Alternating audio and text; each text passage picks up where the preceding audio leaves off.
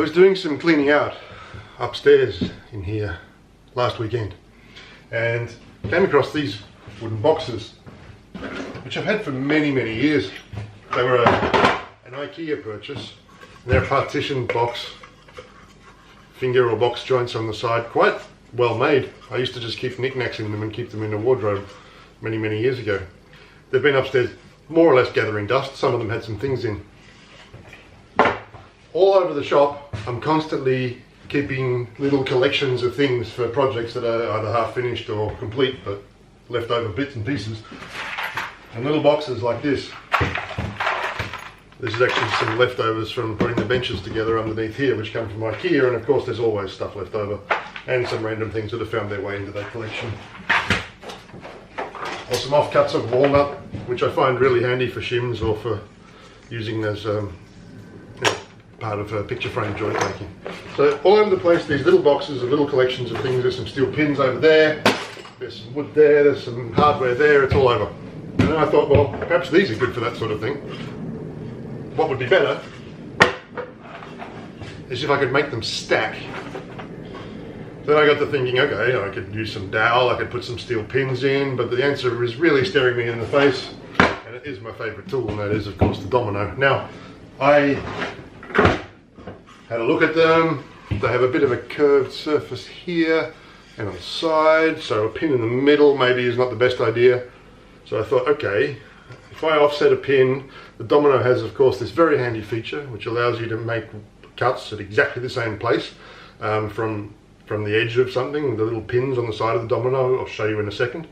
I can put from the right corner on both sides a small domino, and on the on the top and a hole for the domino to fit in. Sorry, completely messed that up. I put a pin on the top and I'll put a hole in the bottom, and there's no need to go right all the way through, and this is just on 1 centimetre thick.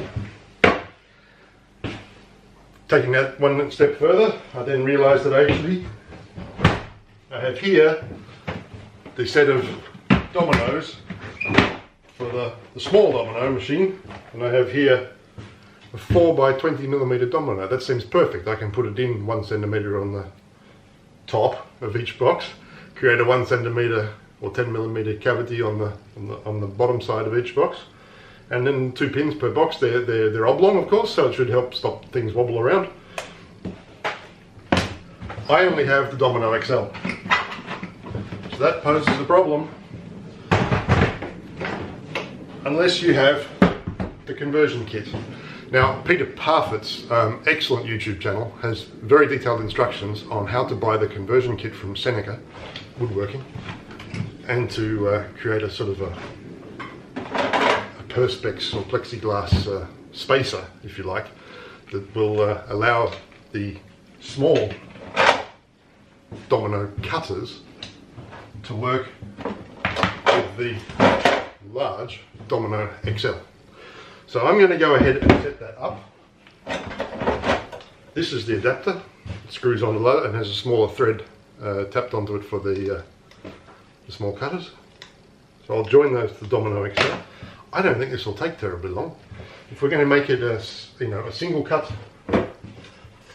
from the same distance there and here, and then the same thing on this side there and there, I think for 5 boxes we could knock this out quite quickly. Tiny bit of glue, handful of dominoes, and we'll have some stackable, very cheap, 1,000 years old, old Ikea wooden boxes. I don't even know if these are still available anymore. Let's get going.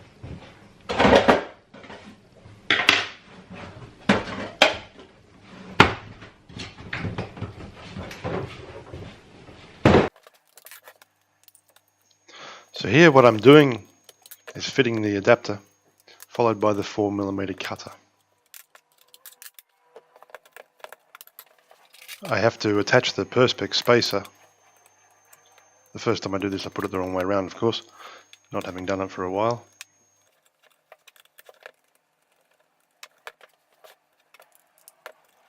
I'll put a link in the comments below, but Peter Parfitt's channel really describes the best way to set this up. with the adapter from Seneca Woodworking. Here I'm just marking which corners I'm going to cut.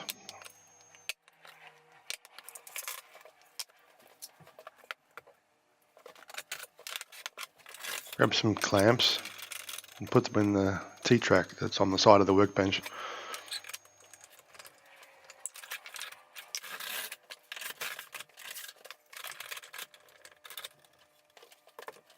And make the first cut.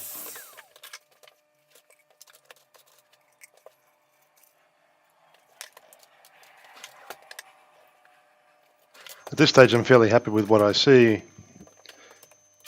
and the dominoes are sitting 10mm above and into the wood.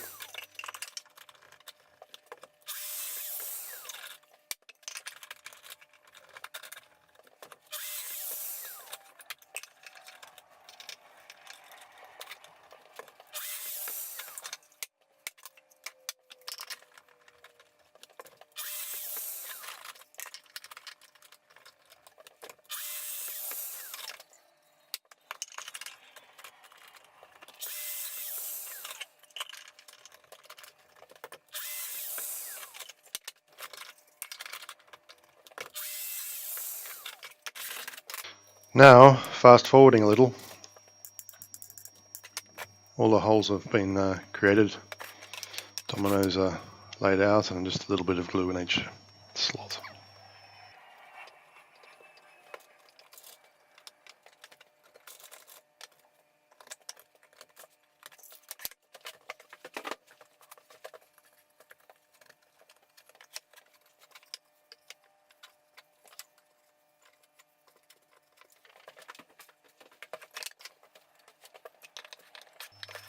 Test fitting, and straight away pulling those trays apart in the wrong direction resulted in a crack. So it was pretty clear that the dominoes were a little too long. They stack up nicely, they hold together. Pull it apart again and let it dry.